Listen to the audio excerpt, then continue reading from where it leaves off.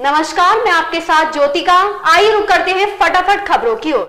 मिजोरम में north east democratic alliance NDA का सहयोगी सत्तारूढ़ मिजो नेशनल फ्रंट एमएनएफ केंद्र की मोदी सरकार के खिलाफ लगाए गए अविश्वास प्रस्ताव का समर्थन करेगा। यह जानकारी लोकसभा सांसद सी लाल रोसांगा ने दी है। लाल रोसांगा ने गुरुवार को कहा कि सत्तारूढ़ मिजो नेशनल फ्रंट एमएनएफ केंद्र में भाजपा के नेतृत्व वाली सरकार के खिलाफ विपक्ष द्वारा लगाए गए अविश्वास प्रस्ताव का समर्थन करेगा। उन्होंने कहा कि वह मणिपुर सरकार और पड़ोसी राज्य में जाति हिंसा से निपटने में केंद्र की विफलता के खिलाफ अविश्वास प्रस्ताव के पक्ष में मतदान करेंगे।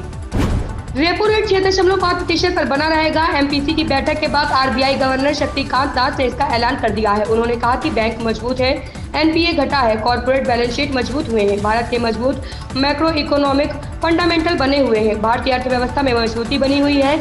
आरबीआई गवर्नर ने कहा कि सब्जियों की कीमत बढ़ने से महंगाई पर असर पड़ा है। जुलाई अगस्त में महंगाई बढ़ने का अनुमान है। एमपीसी की बैठक के बाद बोलते हुए आरबीआई गवर्नर ने बताया है कि रिजर्व बैंक ने कर्जदारों को निश्चित ब्याज दर व्यवस्था अपनाने की अनुमति देने की रूपरेखा का प्रस्ताव किया है।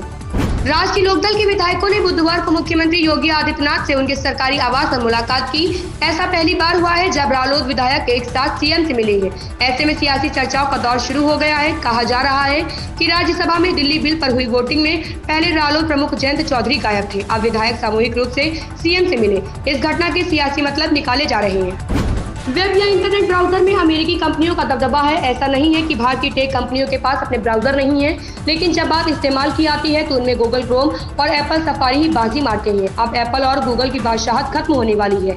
हम ऐसा इसलिए कह रहे हैं क्योंकि भारत सरकार खुद के वेब ब्राउजर को लॉन्च करने की तैयारी कर रही है। इसके लिए वेब ब्राउजर चैलेंज की घोषणा की गई है। राज्यसभा में मणिपुर के मुद्दे पर जमकर हंगामा हुआ। नेता प्रतिपक्ष मल्लिकार्जुन खड़गे ने पीएम नरेंद्र मोदी की अनुपस्थिति पर सवाल उठाते हुए कहा कि जो मणिपुर को बांट रहे हैं वह एक श्रेष्ठ भारत की बात कर रहे हैं। वहीं नेता सदन पीयूष गोयल ने कहा कि विपक्ष चाहता ही नहीं कि मणिपुर की हिंसा पर गंभीर चर्चा हो। मल्लिकार्जुन खड़गे का कहना है कि संयुक्त विपक्ष मानसून सत्र की शुरुआत से मणिपुर पर चर्चा की मांग कर रहा है, लेकिन उसकी सुनवाई नहीं हो रही है। हमने नियम 267 के तहत ही सदन में मणिपुर पर विस्तार से चर्चा का अनुरोध किया। गुजरात सरकार ने आणंद जिले के कलेक्टर टीएस तड़वी को कदाचार और नैतिक कदाचार के गंभीर आरोपों में बुधवार को तत्काल प्रभाव से निलंबित कर दिया।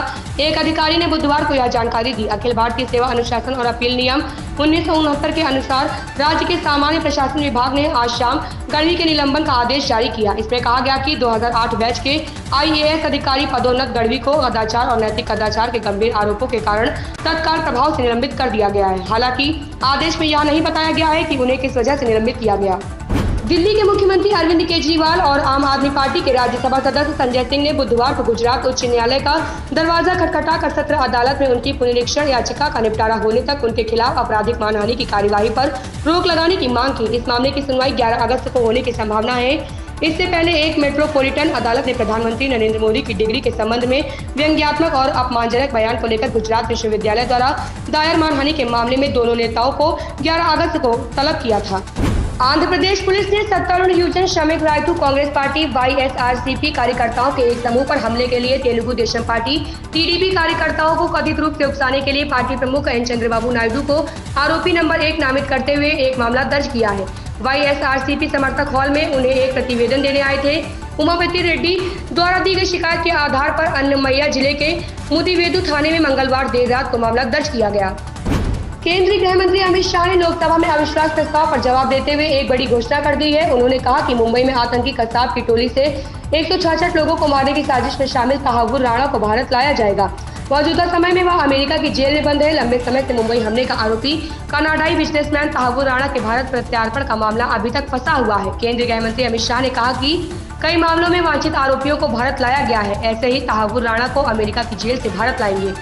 हिंदी फिल्मों की रिलीज से पहले और रिलीज के बाद होने वाले सुनियोजित प्रचार में क्या सही बताया जा रहा है और क्या सिर्फ दर्शकों को भरमाने की कोशिश है, इसका पता लगाना आम फिल्म दर्शकों के बूते का अब रहा नहीं। सोशल मीडिया पर प्रभाव रखने वाले लोगों की एजेंसियां इसे एक अलग ही धंधे में तब्दील कर चुकी है। इन दिनों फिल्म रॉकी और रानी की प्रेम कहानी की रिलीज के 10वें दिन घरेलू बॉक्स ऑफिस पर 100 करोड़ रुपए कमा लेने का खूब हल्ला है, लेकिन सच ये भी है कि 100 करोड़ रुपए की कमाई भी अब घरेलू बॉक्स ऑफिस पर किसी फिल्म के हिट की गारंटी नहीं होती।